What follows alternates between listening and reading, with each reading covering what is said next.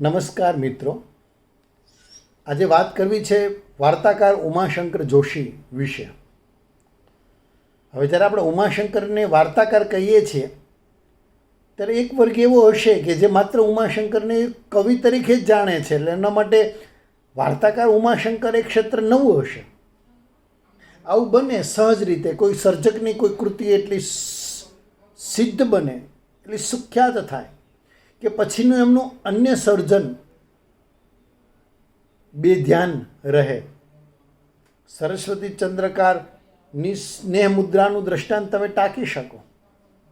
ચંદ્રકાંત ટોપીવાલા કવિતા પણ લખે છે ને લખી છે એવું જાણનારો વર્ગ ઓછો છે. તો આવું બનવું પૂરતું શક્ય છે. હા, એક વાત ખરી કે એમણે ઝાઝી વાર્તાઓ નથી લખી, થોડી, એટલે 50થી પણ ઓછી, 37 જેવી વાર્તાઓ એમના નામે મળે છે. એમ તો 400-500 વાર્તાઓ લખનારા ધૂમકેતુ કે પન્નાલાલને તમે યાદ કરો તો એમની કેટલી વાર્તાઓ ટકી શકી છે. ગણતરી કરો તો 20-25 વાર્તાઓની યાદી માંડ બનાવી શકો.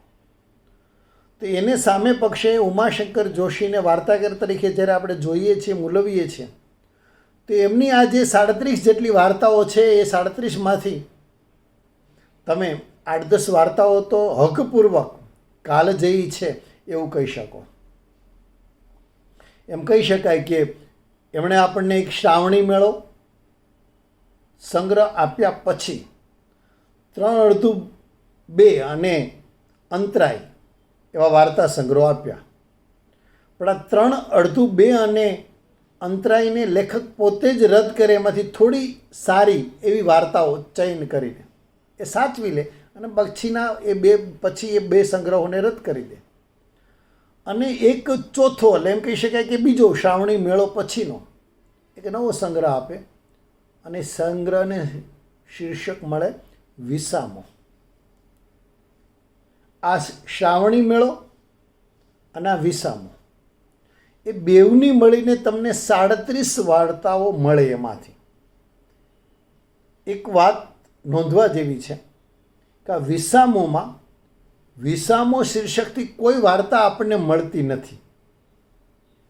જાણે કે સર્જક સૂચવી આપે છે, બસ વાર્તાના ક્ષેત્રમાં, વાર્તાના સ્વરૂપમાં હવે આ મારો વિસામો છે, બસ પૂરું કરું છું. વિસામો પછી લેખકે એક પણ વાર્તા લખી નથી, આ યાદ રહે.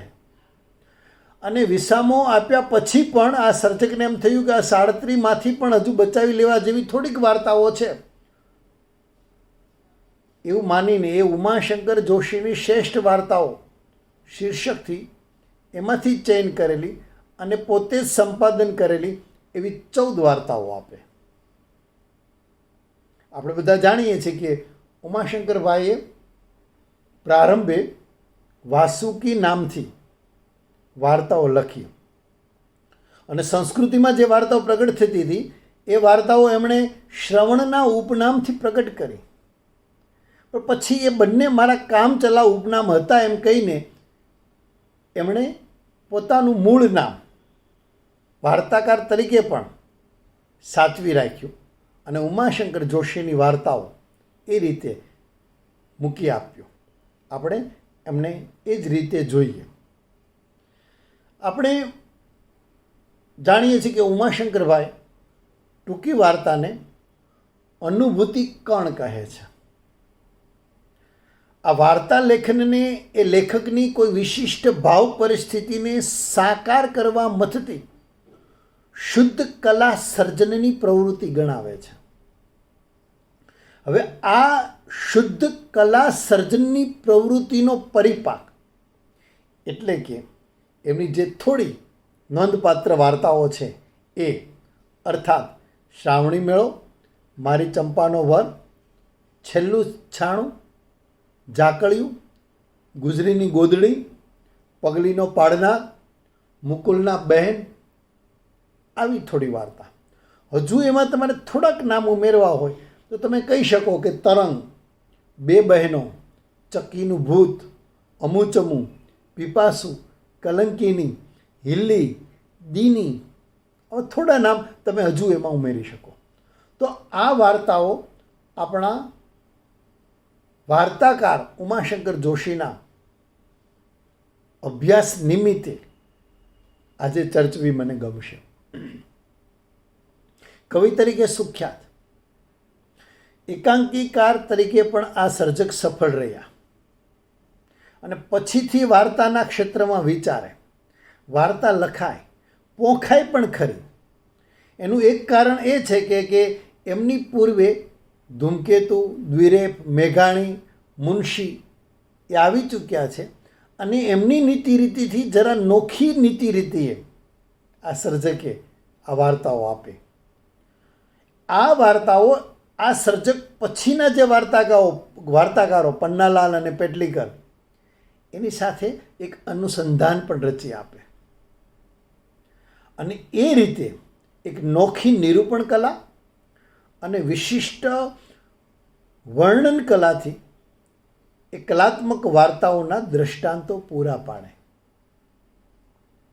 અહીંયા તમે જુઓ, વિષય વસ્તુના સંદર્ભે આ સર્જકમાં આંખે દેખેલી શાહુકારની મૂડીવાદી માનસિકતા છે, તો તળ જીવનને પ્રત્યક્ષ કરાવતી જે અનુભૂતિ છે એની સૂક્ષ્મતા પણ છે.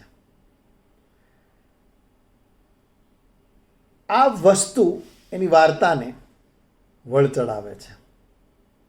એમાં તમને સમાજવાદ પણ દેખાય, એમની વાર્તાઓમાં તમને માર્ક્સવાદ પણ પડકાતો જોવા મળે. એટલે આ માર્ક્સવાદ અને આ સમાજવાદના આઘાતો, પ્રત્યાઘાતો આ શ્રાવણી મેળો કે ઝાકળિયું કે ગુજરીની ગોદડી કે મારું હતું ને મેં લીધું એ વાર્તાના ચાલક બળ બનીને એ વાર્તાને જીવાડે. સર્જકની જે સામાજિકતા છે એ સામાજિક વાર્તાની શરતે વાર્તામાં કલાનું રૂપ ધરીને પ્રત્યક્ષ થાય. પ્રગતિવાદના જે પડઘા બહેરાને પણ સંભળાય એ રીતે તમને અહીંયા ગુંજતા જોવા મળે. જમીનદારો, શાહુકારો ને શાસકોના શોષણનો ભોગ બનતી ગરીબ જનતાનું વરવું ચિત્ર અહીં વાર્તામાં આલેખાતું જોવા મળે. તમે એક એક વાર્તા અને એના પાત્રોની કે એની કથા વસ્તુને જુઓ, તપાસો. આ શ્રાવણી મેળોનો આરંભ ભલે દેવા અને અંબીના રંગદર્શી વર્ણનોથી થતો, એના વિધાનોથી રચાતો, પણ અંત પેલા શાહુકારના શોષણથી ઘડાય છે. આ રંગમાં ભંગ પાડવાવાળો એ વીરચંદ, એનો પ્રવેશ એ ચાર હાથને એક થવા નથી દેતો એટલે નથી જ દીધો. વ્યાજે રૂપિયા લીધેલા છે એના ભાઈએ, એના પિતાએ, અને એ વસૂલવા માટે આ પેલો ખેતરો પણ પડાવી લેતો એ વીરચંદ આ વર્ગ સંઘર્ષનું નિમિત્ત બને છે. મૂડીવાદી સમાજના પ્રતિનિધિરૂપ આ વીરચંદ મેળાના ઉત્સાહી વાતાવરણ સાથેની વિસંવાદિતા આપણું જરૂર ધ્યાન ખેંચે છે. વાર્તામાં સર્જકે વરસાદનો વિનિયોગ કર્યો છે. એ જે દેવાના ભ્રમિત ચિત્તની ઉત્તરોત્તર વધતી માત્રાને નિર્દેશે છે. અંતે આવેશમાં આવી જતો એ નાયક વીરચંદની હત્યા કરે અને સજાના ભાગરૂપ રાજની તુરંગમાં એ દેખાય અંતમાં. અને એની સામે પેલો ચાલતા ચકડોળનું સાહિત્ય, જ્યાં વાર્તાની નાયિકા ઊભી છે, એટલે એક તરફ રાજાના તુરંગમાં પીડાતો વાર્તા નાયક અને બીજી તરફ આંખોમાં શૂન્યતા ભરીને બીજા શ્રાવણી મેળાએ નાયકની પ્રતીક્ષા કરતી અંબી. એ બંને વચ્ચે એક સાયુજ્ય રચી અને વાર્તાનો અંત કરુણ બનાવે. ગાંધીયુગ છે સાહેબ. શોષણ અને દમન સામેનો વિદ્રોહનો સૂર હજુ ઉઠ્યો નહોતો એ સમયની આ વાર્તામાં દેવાનું જે વિદ્રોહી માનસ છે એ પ્રમાણમાં નવું છે. જોકે શરૂઆતમાં તો આ દેવો પણ આ પરિસ્થિતિથી વાજ આવી જઈ અને નદીમાં તણાવવા માટે જ પડે છે, પણ સહન કરતા સંઘર્ષને પ્રાધાન્ય આપવાનો વિચાર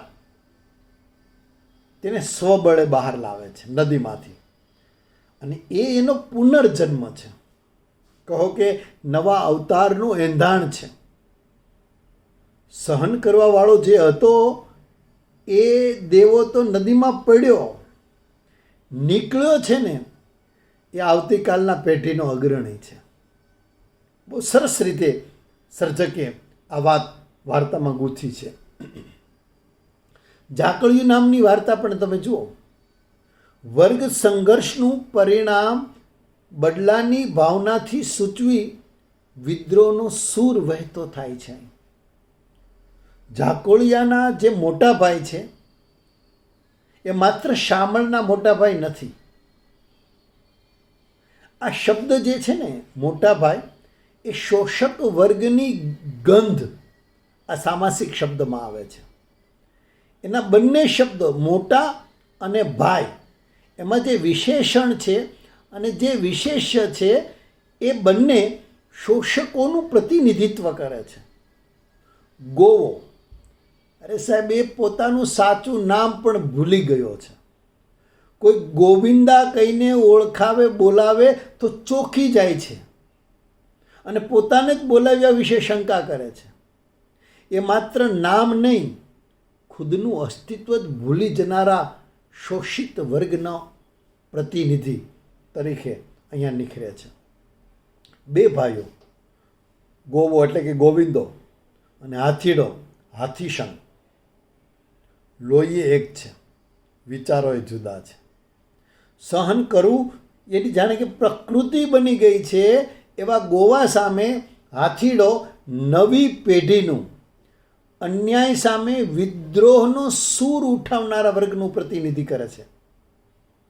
બદલાના ભાવનાથી શોષકો દ્વારા સળગાવાયેલો પોતાનું જે ઝાકળિયું છે એની સામે મૂડીવાદી મોટા ભાઈનું ઘઉંનું ખેતર એ હાથીડો બાળે છે. એટલે એક બાજુ પેલું મૂડીવાદી માનસ છે, જેને કોઈ આ પ્રકારનો શોષિત વર્ગ આગળ આવે એ મંજૂર જ નથી, માન્ય જ નથી. અને પરિણામે જે કારુણ્યનો આરંભ થાય છે, હાથીડાના કારુણ્યનો, એ વાર્તાને વળ ચડાવે છે.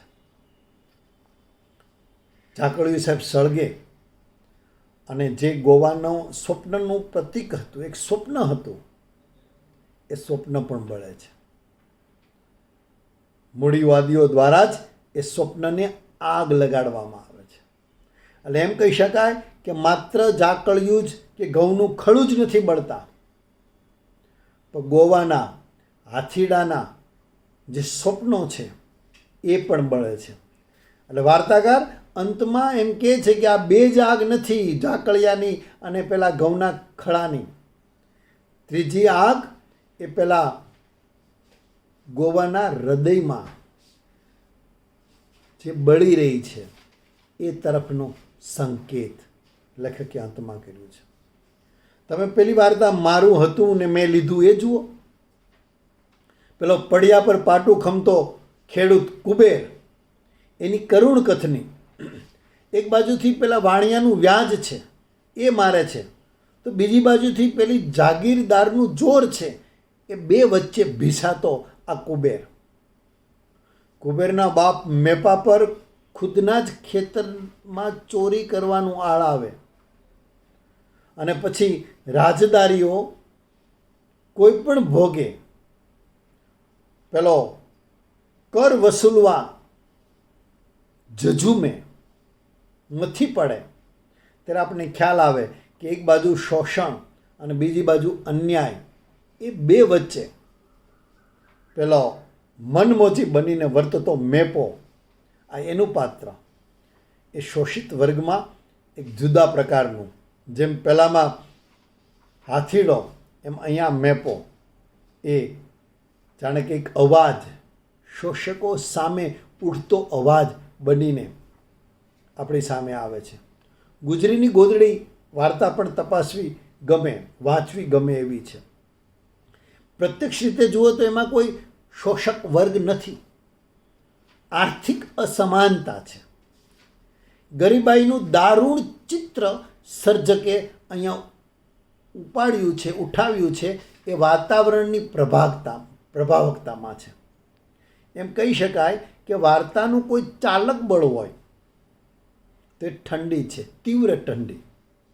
કારણ કે સમાનતાના આદર્શની ઠેકડી ઉડાડતો વર્ગ વિષમતાનો વર્વો વાસ્તવ એ જ જાણે કે સત્ય છે એમ પરોક્ષ રીતે આ સર્જકને સૂચવી આપવું છે. હા, થોડા સમભાવીના હૃદયમાં એક કરુણા જન્મે છે, એની છબી છે, પણ સર્વત્ર તો પેલું સમાનતાની સામેની અવ્યક્ત એવો વિદ્રોહ સર્જકનો તમને સંભળાતો જોવા મળે. બળકટ શૈલી નથી, હળવાશની શૈલી છે, અને હળવાશની શૈલીથી વાર્તા રચાય છે, કાતિલ ઠંડી. અને એનાથી બચવા પેલા જે 5 મિત્રો છે, એક નાનકડી ઓરડીની અંદર ટૂંટિયું વાળીને આગલી રાતે જેમ તેમ કરીને એ રાત ઠંડીનો સામનો કરતી વિતાવી છે. અને એક વિકલ્પ શોધે છે ઠંડીથી બચવા માટે કે ગુજરીમાંથી જઈ અને થોડી ગોદડી લઈ આવીએ સ્વ બચાવ માટે. અને ઠંડી સામે ઝઝૂમતું એક બીજો વર્ગ, ફૂટપાથ પર સૂતેલા એવા ગરીબો, માગણોનો વર્ગ સર્જક સમાંતરે લાવે છે. આગલી રાતે પેલા ઓરડીની અંદર 5 મિત્રો ઠંડીની સામે જે ઝઝૂમે છે એથી ભયાનક એવું એક દ્રશ્ય આ ગોદડી લઈને પાછા ફરતા આ 5 મિત્રો દ્વારા આ સર્જકે રજૂ કર્યું છે. ફૂટપાથ પર પેલા ઠંડીમાં ઠૂઠવાતા માણસોને જોઈ અને ગોદડી લઈને આવતા 5 મિત્રના હૃદયમાં સંભાવ જન્મે, કરુણા જન્મે. એટલે ગોદડી જ નહીં, પણ પેલા મામા પાસેથી જે સુખડી મળી છે, સુખડીનું પડીકું પણ એ ગરીબોને આપી અને ચાલતા થાય ત્યાં ગાંધી ચિંધ્યા દરિદ્ર નારાયણનો જ એક આદર્શ રચાતો આપણને જોવા મળે. માનવતાવાદી ઉમાશંકર અંતે માનવતાનો જ વિજય ધ્વજ લહેરાવે છે આવી પરિસ્થિતિ વચ્ચે પણ. એટલે ઠંડીથી બચવા જેલમાં જવા સુધીનો જે વિચાર આવે છે, ગોદડી ખરીદવા માટે ભૂખ્યા રહેવાનો એક દિવસ કે એક સમય જે વિચાર આવે છે, એની સામે તમે પેલું મારું હતું ને મેં લીધું, એમાં પેલા જેલમાં બેઠેલો મેપો એવું વિચારે કે હમણાં ઠીક પરભારા રોટલા નીકળે છે ને, એનો બબડાટ એ પ્રગતિવાદનું પ્રતિબિંબ ઝીલતો આપણે જોવા મળે. જેટલી સભાનતાથી સર્જક સમાજવાદને વાર્તામાં આલેખે છે, એટલી જ સતર્કતાથી પરિવાર અને કુટુંબનું સંસાર ચિત્ર પણ આ સર્જક આલેખી જાણે છે. આવી વાર્તાઓમાં તમે પગલીનો પાડનાર કે મારી ચંપાનો વર કે છેલ્લું છાણું કે પછી મુકુલના બેન તમે જોઈ તપાસી શકો. આ વાર્તાને જુઓ એક પછી એક. તમને ટૂંકી વાર્તા વિશે ઉમાશંકર એમ કહેતા કે ટૂંકી વાર્તામાં ઘટના સૂત્ર તો આછું અમથું હોવાનું, ઘટનાની પોતાની કોઈ કિંમત નથી, પણ એ ઘટના ભાવના ઉદ્ઘાટન આકલનને શક્ય બનાવે એટલી જ એની કિંમત. આ એમનું જે ઉમાશંકર જોશીની શ્રેષ્ઠ વાર્તાઓ જેમણે સંપાદન કર્યું એમાં પ્રારંભે મૂકેલું આ વિધાન છે. એટલે એમ કહી શકાય કે આ જે વાર્તા છે એમાં માત્ર ઘટનાનું બયાન નહીં, પણ વસ્તુના વિકાસ સાથે તેને વાર્તારૂપ આપવાની મથામણ, સંવેદનના સૂક્ષ્મ સ્તર પર ચરિત્રના મનોવિશ્વને ઉઘાડી આપીને આ સર્જકે આ વાર્તાઓ આપી છે. એટલે આ વાર્તાઓમાં કૌટુંબિક પારિવારિક પ્રશ્નો છે, સમસ્યાઓ છે, એષણાઓ છે, ઈચ્છાઓ છે, એને કલાત્મક સ્વરૂપે કંડાર્યું છે. એટલે એમ કહી શકાય કે ઝીણી નજર સર્જકની ખૂબીપૂર્વક વસ્તુ પ્રધાન વાર્તાઓમાં પણ ઝીણું નકશી કામ કરી શક્યું છે. અહીંયા ઘટના છે આ બધી વાર્તાઓમાં, પણ એ ઘટનાને એમણે કલાના સ્તરે, વાર્તા કલાની શરતે સ્વીકારી છે. પગલીનો પાડનાર તમે જુઓ, પૌત્ર ઝંખના છે. હવે આ પૌત્ર ઝંખના એ શાંતારામને તો જીવાડે છે, પણ વાર્તા નહીં જીવાડે છે. આરંભથી અંત સુધી તીવ્રથી તીવ્રતર બનતી ડોસાની આરજુ અંતે પેલા ઇન્વર્ટેડ કોમામાં ડોસાએ ખોળિયું બદલ્યું એમાં પર્યાવસાન પામે છે. શાંતારામ એ ગાંધીયુગીન ઉત્તર ગુજરાતના છેવાડાના ગામડાનું લોકમાનસ છે. પૌત્ર ઝંખના મોતને પણ પાછું ઠેલી શકે ને પૌત્ર વંચિત અવસ્થા મોતની મજા પણ મારી શકે એની વાત સર્જકને કરવી છે. બધું સુખ ભોગ્યું છે આ શાંતાલાલે. એક પછી બીજી પછી ત્રીજી એમ 5 દીકરી અવતરી છે એને ત્યાં. પણ એક છેવાડાનો દીકરો કિશન, એ કિશનને બસ હવે લીલીવાડી, એટલે કે એને ત્યાં દીકરાનો જન્મ થાય તો એ લીલીવાડી જોઈને જવાની, મરવાની, મોજથી મરવાની એક ઈચ્છા આ વધી છે. પણ ઇતિહાસનું પુનરાવર્તન થતું હોય, એક પછી બીજી દીકરી, પછી ત્રીજી દીકરી, પછી ચોથી દીકરી. હવે આ પરિસ્થિતિને વધારે ઘેરી રેંગે કરવા સર્જક પડોશમાં જ રહેતા એક પરિવારને ત્યાં 5 દીકરાની ઉપર એક દીકરી જન્મી છે એ દર્શાવે છે. અહીંયા 5 દીકરી અને પછી દીકરાની ઝંખના, અને સામે 5 દીકરાઓ જન્મી અને પછી ત્યારે અમારા બેનું સૂત્ર નહોતું, અને પછી 6ઠી દીકરી, એનું નામ પાછું જોઈતી પાડી છે એ પડોશીના પરિવારે, અને ખેલતી રમતી ગીતો ગાય છે અને આ ડોસા ગુસ્સે થાય છે. એટલે તમે જુઓ એની તરફ જે છે વિના કારણ એ ગુસ્સે થતા જોઈતારામ, અને એની પાછળનું પેલું પુત્ર ઝંખના જે રીતે ભાગ ભજવે છે. એ કિશનની વહુને પણ ગાળો આપવા માંડે પોતાના પુત્રની પત્નીને, કારણ કે પુત્ર નથી આપી શકતી માટે.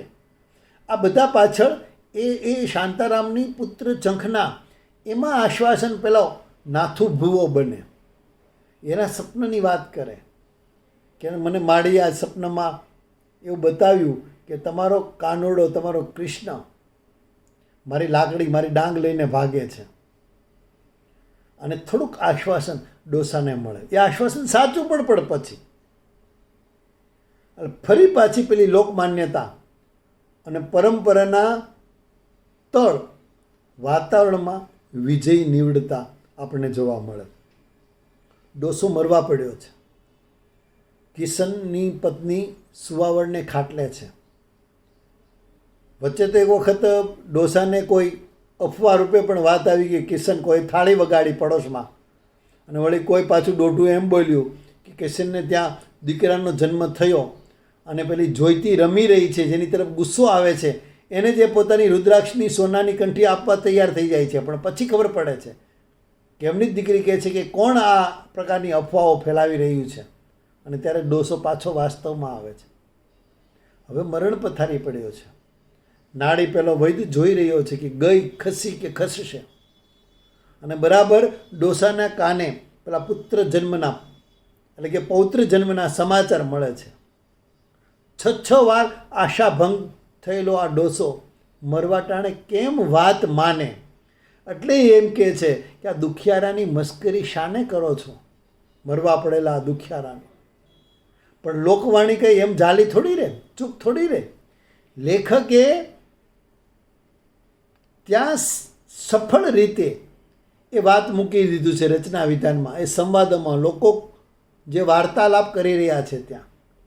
અને એ સંવાદ એ વાર્તાને સશક્ત બનાવે છે.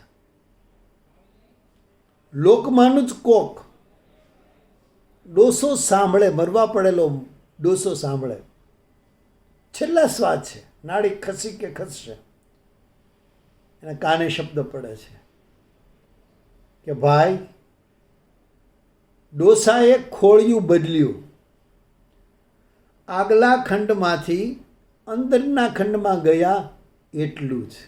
આ લોકવાણી છે, આ લોક વિચાર છે, આ રૂઢિગત થયેલી માન્યતા છે. અને એ વાર્તાને ચિરંજીવતા બક્ષે છે.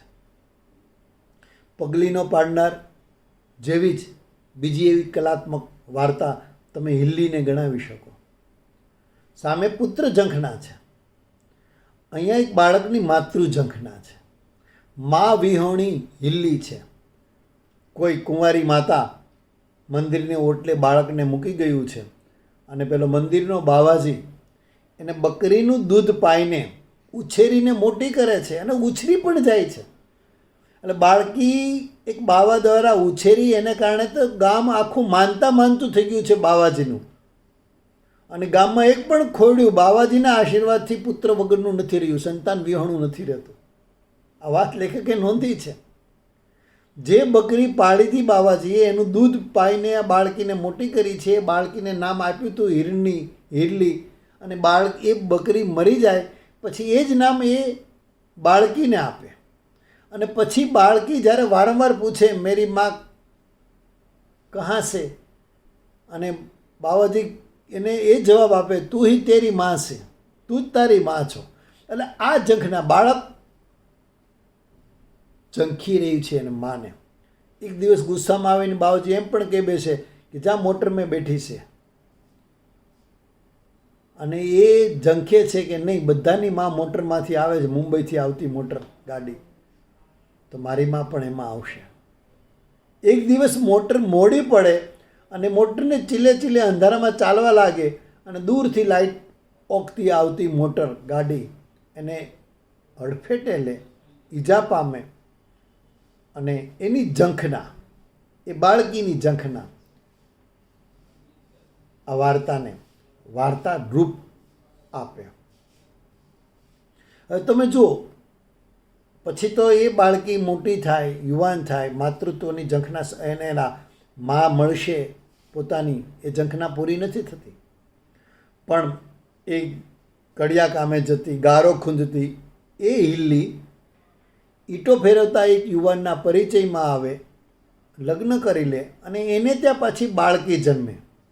અને એ બાળકીને લઈને પછી બાવાજી પાસે આવે, નામ કે આનું નામ કહો. તો એને એમ કહે છે કે ભાઈ તું હવે એને તારું નામ આપી દે. તારું નામ હિલ્લી હતું, એ બકરી પાસેથી લીધું હતું. હવે તું તારું નામ એને આપી દે એટલે તું જ એની માં થઈ, હિલ્લીની માં તું ગણાઈશ. એટલે તારે હિલ્લીની માની શોધ હતી ને.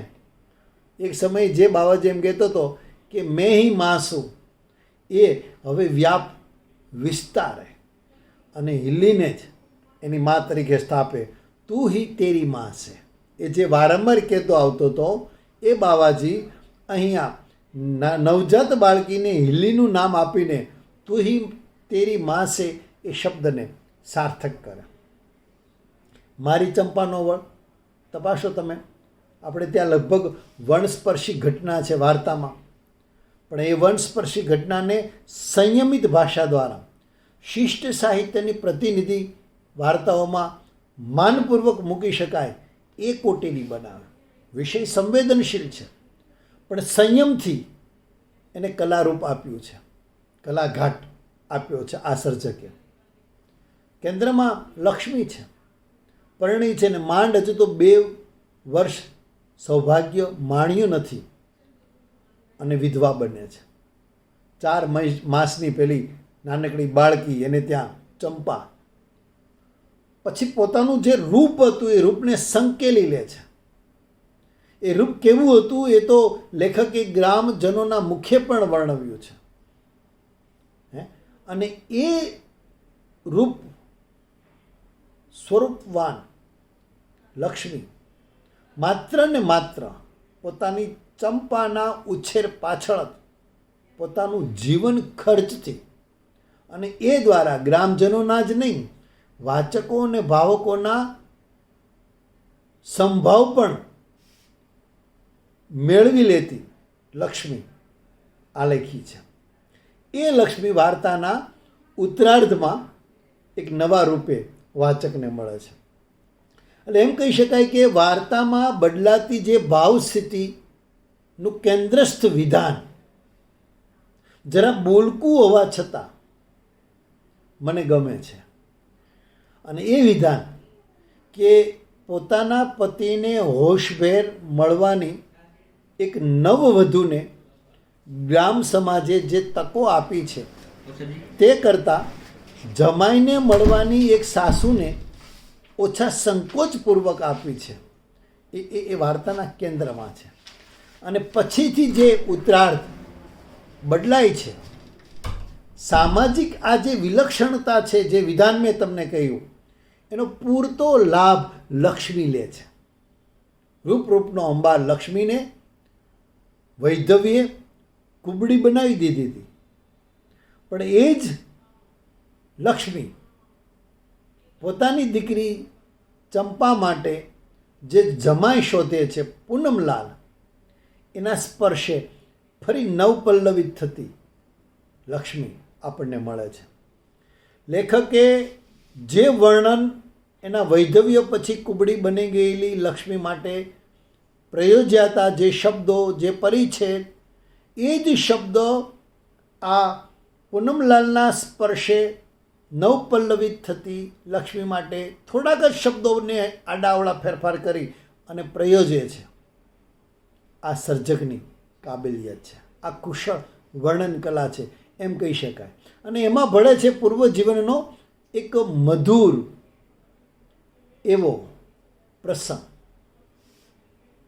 ચંપા માટે એને અણઘડ અને એવા નવજુવાનીઓ પસંદ નથી કરવો અને એટલા માટે એ પોતાની મૃત સખી ગૌરી એનો વિધુર બનેલો પતિ ઠરેલ અને આબરૂદાર એવો આ દુનિયાનો ભમેલ પૂનમલાલને પસંદ કરે છે. લક્ષ્મી પૂર્વજીવનમાં જ આ પૂનમલાલથી આકર્ષાઈ ચૂકી છે એનો સંકેત લેખકે કરેલો છે પૂર્વાર્ધમાં, અને એ સંકેત પછીથી ઉત્તરાર્ધમાં બમણા વેગે આવેગે એની અસલિયત દેખાડે છે. પૂનમલાલ માંદા પડે છે ત્યારે એની સેવા ચાકરી કરવાની એક પણ તક એ જતી નથી કરતી અને ચંપાને દૂર જ હડસેલતી રહે છે. ચંપા આ જાણી ચૂકી છે. પૂનમલાલના સાથેનો જેમનો સંબંધ છે એ સંબંધને લેખકે સંયમિત ભાષામાં સાંકેતિકતાથી ને છતાં વેધકતાથી એ દર્શાવી આપ્યું છે. પૂનમલાલ મૃત્યુ પામે ત્યારે તુલસીપત્ર, સોનાની કરચ, ગાયનું છાણ આ માટે જે હકદાવો પોતાના વિધાનોથી કરતી આ લક્ષ્મીને જોઈ અને ચંપાના મનમાં એક શાપ સમા વિધાનો નીકળે કે મારી માને લાખ લાખ કરોડ કરોડ નરક મળજો. અને લેખક એક સંકેત એક નાનકડું વિધાનથી કરી આપે લક્ષ્મીના અને આ પૂનમલાલના સંબંધો માટે. લક્ષ્મી બીજી વાર રાંડી આ શબ્દ લેખક મૂકી આપે. સર્વોચ્ચ ક્ષણો આ શબ્દમાં ઝીલાય. વાર્તા પૂરી થઈ શકત. લેખકે તો પેલી આઘાતગ્રસ્ત ચંપાના પ્રત્યાઘાતો દર્શાવવા છે અને આ ઘટનાનું સાતત્ય પણ ચીંધવું છે. એટલે લેખક અંતમાં એમ લખે કે બાનું વેર લેવા બમણા વહાલથી દીકરીને ઉછેરતી ચંપા એ આપણને દર્શાવી આપે અને એમ કહીને એક વર્તુળ પૂરું કરે. એટલે એમ કહી શકાય કે ચંપાનો વર જે છે એ શબ્દ એક વખત લક્ષ્મીના સંદર્ભે પડઘાય એ પહેલો ધ્વનિ. અને બીજો આ વાર્તાના અંતિમ વિધાનમાં કે દીકરી માટે શોધનારો વર ચંપાનો જ વર બની રહેશે.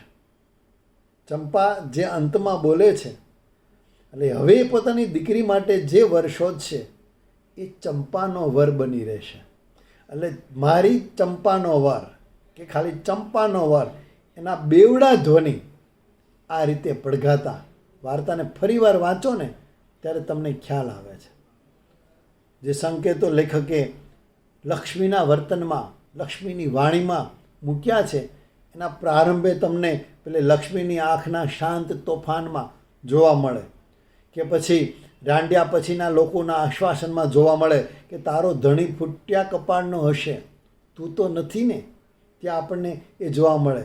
કે પછી ચંપાની સમોવડી એવી લક્ષ્મીનો ઉલ્લેખ લેખક કરે છે ત્યાં. કે પછી લક્ષ્મીના મુખમાં જમાઈ પૂનમલાલ મજાના માણસ છે, ત્યાં આ અંતના અણસાર આવે છે. અને સ્ત્રીની મનની અટપટી ગૂંચને માનસ શાસ્ત્રીય અભિગમથી લેખકે ચિતરી છે. છેલ્લું છાણું પારિવારિક સમોવડિયા વચ્ચેના કૌટુંબિક કલહને આંતરબાહ્ય સંઘર્ષ થકી ચરમ કોટીએ લઈ જતી કરુણાંતિકા બની રહે છે. સ્વમાન જેની રગરગમાં છે એવી પતિ અને પુત્ર વિહોણી વૈધવ્યને વેંઢારતી સાસુ વહુની કથા મેણાના માર્યા મરીએ એ વાતને સાર્થક કરે છે. આ જે ભાવુકતા છે મેણાના માર્યા મરીએની, એનું એક નાજુક આલેખન, સંવાદ પ્રધાન આ વાર્તામાં કલાત્મકતાથી લેખકે કર્યું છે. પ્રારંભે જે વર્ણન આવે છે, વર્ણન પણ તમને એ રંગ દર્શન કે રંગ સૂચન જેવું લાગે, અને પછી સંવાદની પ્રભુતા, બાહુલ્ય તમને નાટકકાર, એકાંકીકાર ઉમાશંકર જોશીનો પરિચય કરાવી આપે. એટલે આ વાર્તાનું જો નાટ્ય રૂપાંતર કરવું હોય તો ખૂબ સરળ, ખૂબ આસાનીથી કરી શકાય એ કક્ષાની આ વાર્તા છે. જે શીર્ષક છે એ અંતનું સૂચન કરી દે છે.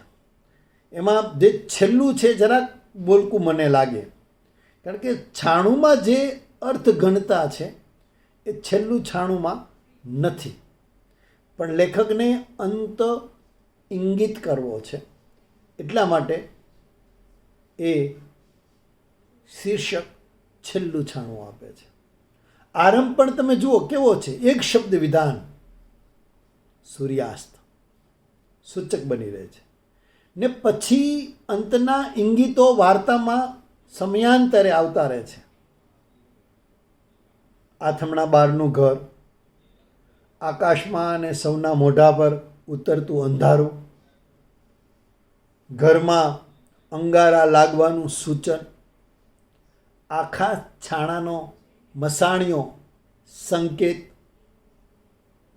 ભોંય પર પડી રહેવાની વાત, દેવતા વગરની સગડી, દીવા વગરનું ઘર, આ બધા સંદર્ભો છે એ વાર્તાના અંતને પોષક બને છે. એટલે એમ કહી શકાય કે એક સામાન્ય ઘટના છે, એ સંવાદોથી કઈ રીતે અસામાન્ય બને છે એ આ નાટ્યકાર ઉમાશંકર એક વાર્તા લખીને આપણે કહી બતાવે છે, ચિંતી બતાવે છે.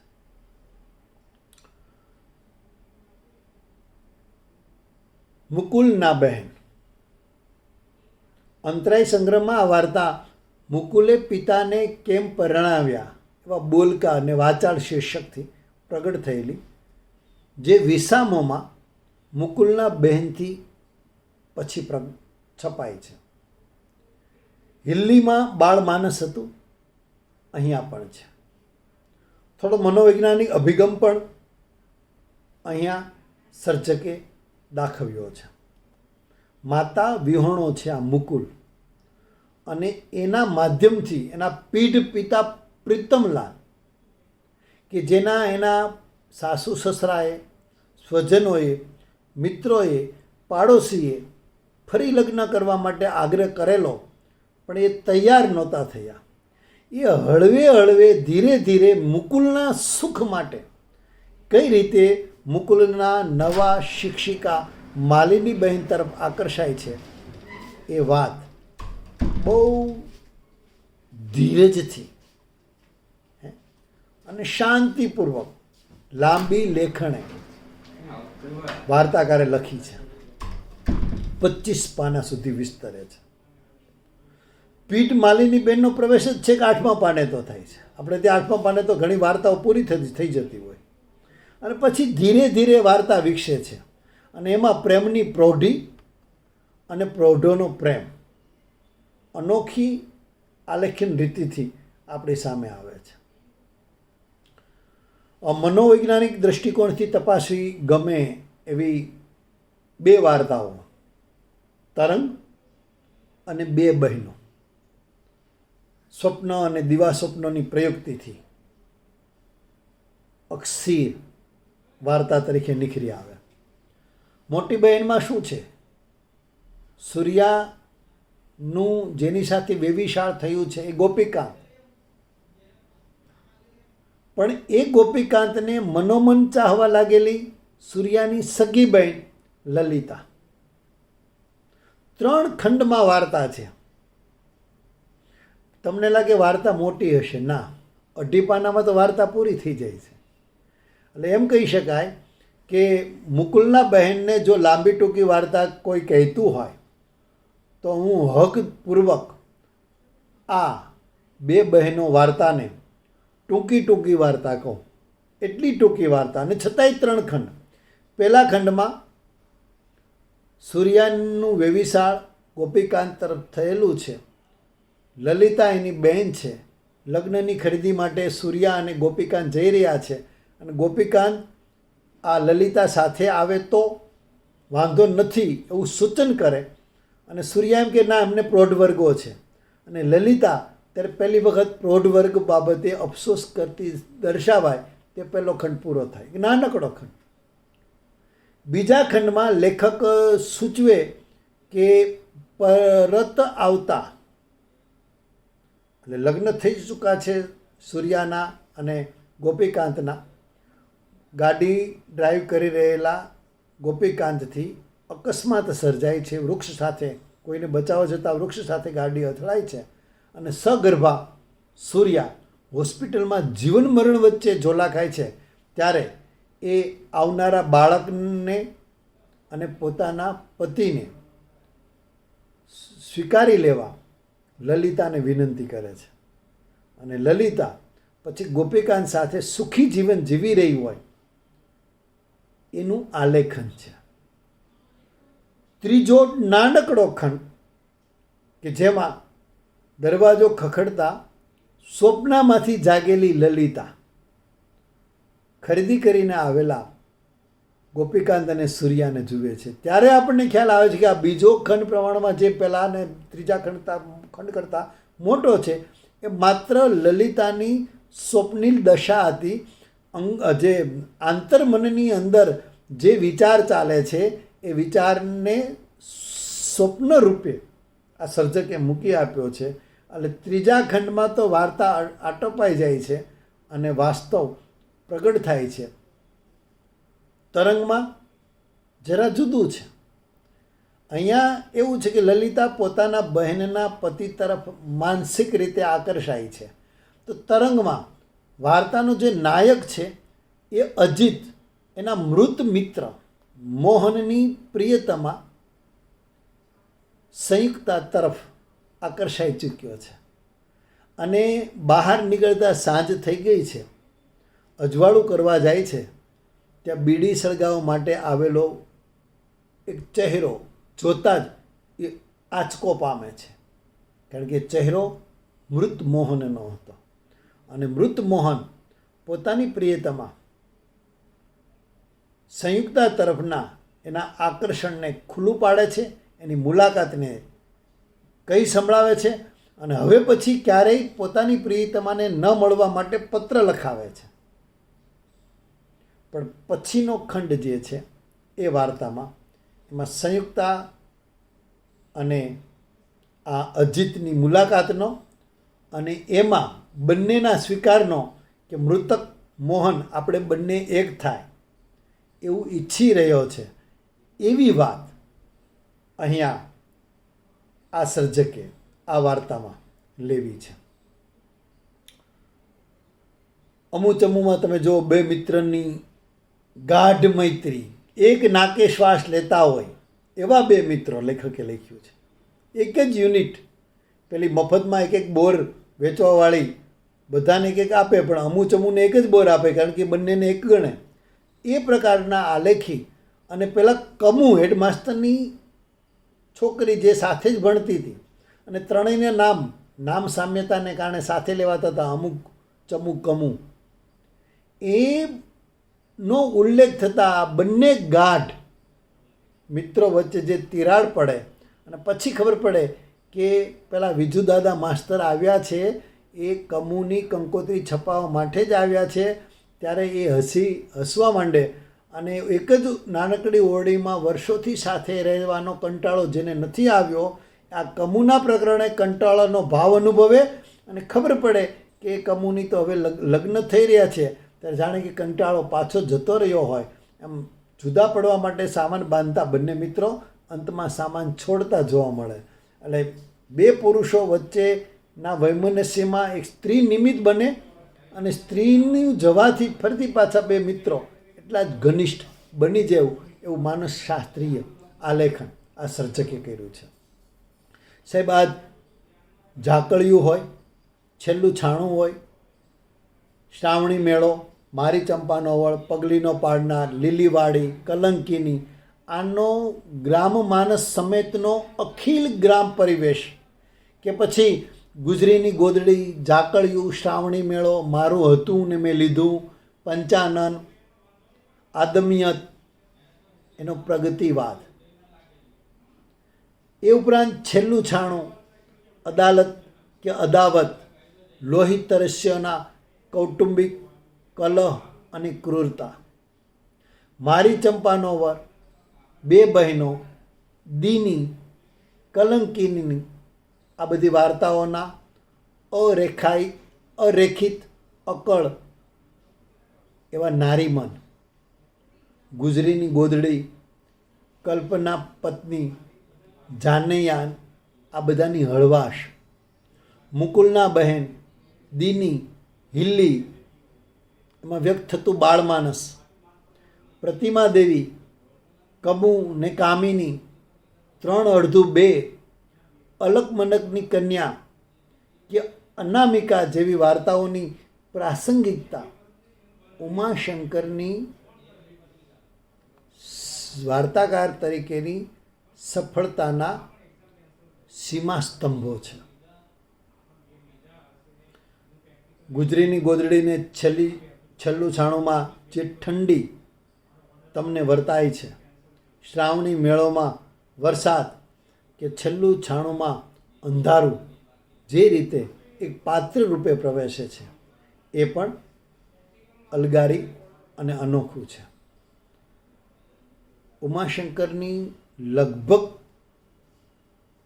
ઘણી વાર્તાઓમાં ઘટના તો છે જ, કેટલીક તો ઘટના પ્રધાન પણ છે, છતાંય સ્થૂળતાનું જે નિગ્રહ અને સામાજિક વાસ્તવ સાથે કળાકીય તાટસ્થ્ય ઉપરાંત કથનાત્મક શૈલીનો સુચારુ વિનિયોગ જે કરે છે, એ વાચકને, ભાવકને અને વિવેચકને સ્પર્શે છે. ઘટના પાછળની જે મનોઘટનાનું વાર્તામાં અનુભવાતું વર્ચસ્વ છે ને, એ પણ વાચકને પકડી રાખે છે.